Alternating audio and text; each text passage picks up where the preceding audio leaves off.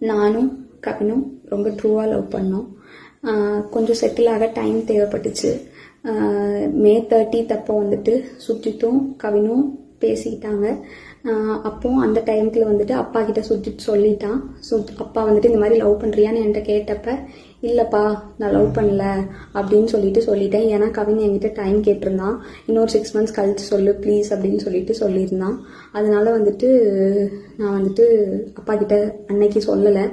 அதுக்குள்ளே next upcoming மந்த்துக்குள்ளே இப்படி ஆயிடுச்சு. 2 பேருக்குள்ளே என்ன கான்வர்சேஷன் போச்சுங்கிறது தெளிவாக தெரியாது. ஆனால் கவினுக்கு ஃபோன் பண்ணி சுஜித் வந்துட்டு பொண்ணு கேட்க வாங்க, இவ மேரேஜ்க்கு மூவ் பண்ணாதான் அடுத்து என்னோட ப்ரொஃபஷனை பார்க்க முடியும் அப்படின்னு சொன்னான் அப்படிங்கிறது எனக்கு தெரியும் கண்டிப்பாக.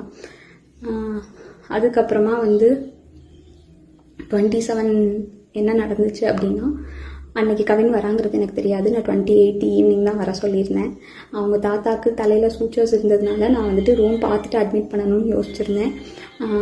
அப்போ வந்துட்டு ஆஃப்டர்நூன் மங்கம்மாள் சாலைக்கிட்ட வந்து நின்றுட்டு தான் எனக்கு வந்துட்டு தெரியவே செய்யும் அவங்க வந்திருக்காங்கன்னு சொல்லிட்டு. ஸோ டேரெக்டாக நான் அங்கே ஐபிக்கு கூட்டிகிட்டு போயிட்டு கவின் உள்ளே வந்தான். பட் அவங்க அம்மாக்கிட்டையும் மாமாக்கிட்டையும் மட்டும்தான் நான் பேசிகிட்டு இருந்தேன். பேசிகிட்டே அப்படியே கவின் வெளியே போயிட்டான்.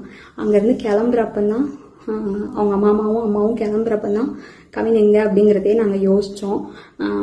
நான் ட்ரீட்மெண்ட் ப்ரொசீஜர்ஸ்லாம் எக்ஸ்பிளைன் பண்ணிகிட்டு இருந்தேன். அப்போ யோசிச்சுட்டு நான் வந்துட்டு சொன்னேன். அவங்க அம்மா வந்துட்டு கால் பண்ணாங்க, அவனுக்கு எடுக்கல. நானும் கால் பண்ண எடுக்கல. நீங்கள் வேணால் பசிக்குதுன்னு சொன்னாங்க அவங்க அம்மா, சாப்பிட போங்க, நான் வேணால் வர சொல்கிறேன்னு சொல்லியிருந்தேன். அதுக்குள்ளே இப்படி ஆயிடுச்சு. ஸோ வந்துட்டு இது தேவையில்லாமல் நிறையா இஷ்டத்துக்கு யாரும் வதந்தியை கிளப்ப வேண்டாம். உங்களுக்கு தோணுது எல்லாத்தையும் பேசாதீங்க. எங்கள் அப்பா அம்மாவுக்கு இதில் எந்த சம்மந்தமுமே கிடையாது, அவங்களுக்கு தெரியாது. இதை இதோட விட்டுருங்க. அவ்வளோதான். நான் தான் சுபாஷினி. எனக்கும் கவினுக்கும் என்ன நடந்ததுன்னு எனக்கும் அவனுக்கும் மட்டும்தான் தெரியும். எங்கள் ரிலேஷன்ஷிப் பற்றியோ எங்கள் 2 பேரை பற்றியோ இனி யாருமே தப்பாக பேச வேண்டாம். யாருக்குமே எதுவுமே தெரியாது.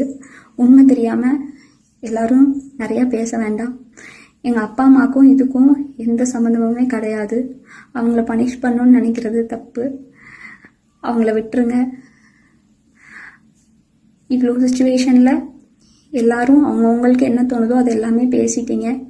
என்னோட ஃபீலிங்ஸ் என்ன, நான் என்ன நினைக்கிறேன் அப்படிங்கிறத ரெஸ்பெக்ட் பண்ணி ஸ்ரீஸ் லவுட் ஸ்பீக்கருங்கிற பேஜில் ஒரே ஒரு பொண்ணு மட்டும் என்னை பற்றி பேசியிருக்காங்க.